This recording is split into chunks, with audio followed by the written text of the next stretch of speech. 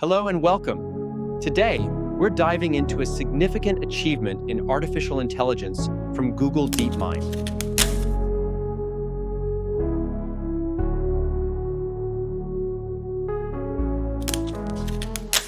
All right, today we're talking about something that feels like it was pulled straight out of science fiction. Google DeepMind just announced a new AI called Genie 3, and its whole purpose is to do something pretty wild. Create entire interactive worlds from just a handful of words. So let me just start with this question. Just imagine for a second, what if you could describe any scene, any world you could possibly think of, and not just get a picture back, but actually step inside it? And not just look around, but actually play in it and control what happens. That's the big idea we're diving into. And that's where Genie 3 comes in. This is Google DeepMind's answer to that very question. But we need to be really clear here. This isn't just another AI that makes pretty pictures or video clips. No, Genie 3 is what's called a world model. It generates huge and, more importantly, interactive environments, all from a simple text prompt. And here's where my jaw kind of hits the floor. These worlds aren't just static scenes. They are fully playable. In real time, we're talking a smooth 24 frames per second. That's movie quality smoothness, which is absolutely crucial for making it feel real, and it's all running at 720p. Plus, the world stays consistent and believable for several minutes at a time. The big takeaway here is that this is not a pre-recorded video.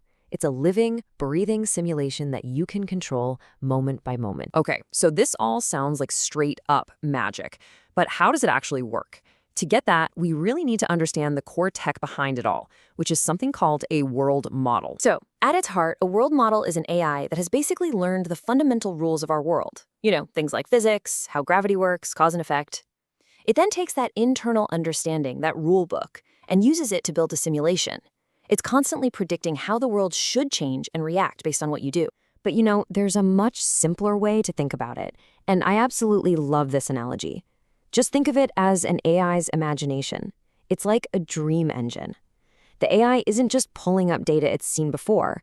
It's actively using its knowledge to build and run a coherent, simulated reality, all inside its own digital mind. That whole dream engine idea sounds incredible, but what does it actually look like when the rubber meets the road? Let's step inside a few of these generated worlds and see what Genie 3 can actually do with the exact prompts you're about to see. Okay, first up, we've got a really rugged, dangerous environment. The prompt asks for a first-person view, as if you're a wheeled robot driving through a volcanic landscape.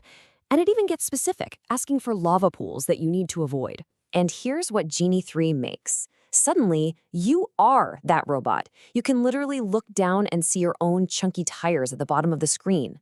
You can almost feel the crunch of the volcanic rock under you. And, most importantly, you have to actively steer the robot to get around these bubbling pools of lava. It's not a movie, it's a mission.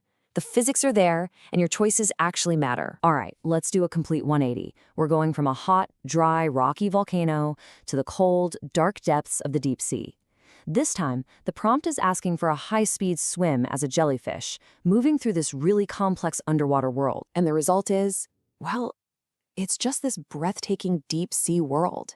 You're the jellyfish, and you can feel yourself darting through the dark water. You see all these little particles floating around, catching the light. You can navigate through these canyons that are just teeming with life, covered in mussels with tiny crabs crawling all over them.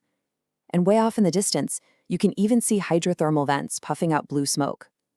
Genie didn't just paint a picture, it built a living, dynamic ecosystem. Okay, for our last example, let's see how Genie 3 handles some really complex stuff, like physics and extreme weather.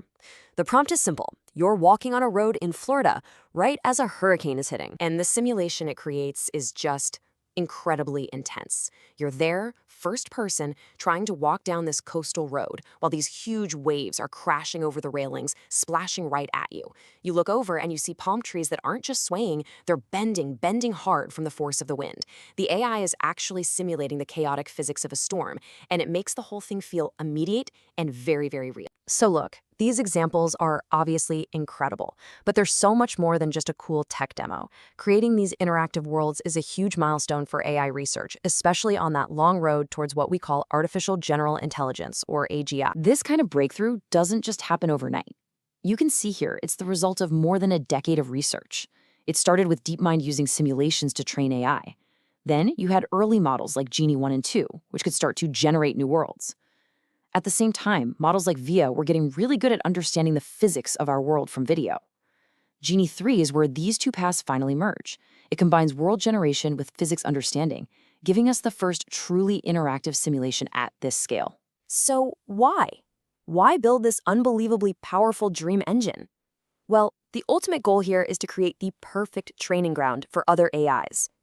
If you can generate a nearly infinite number of challenges, from volcanic wastelands to hurricanes, you can teach an AI agent how to adapt and solve problems in basically any scenario you can think of, all safely inside a simulation. This just opens up a whole new universe of what's possible.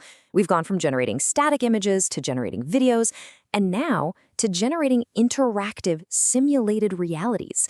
So what does a future with this kind of tech actually look like? And that leaves us with this one really profound question. If an AI can simulate any world, any problem on demand, what could we solve before it even becomes a problem in the real world?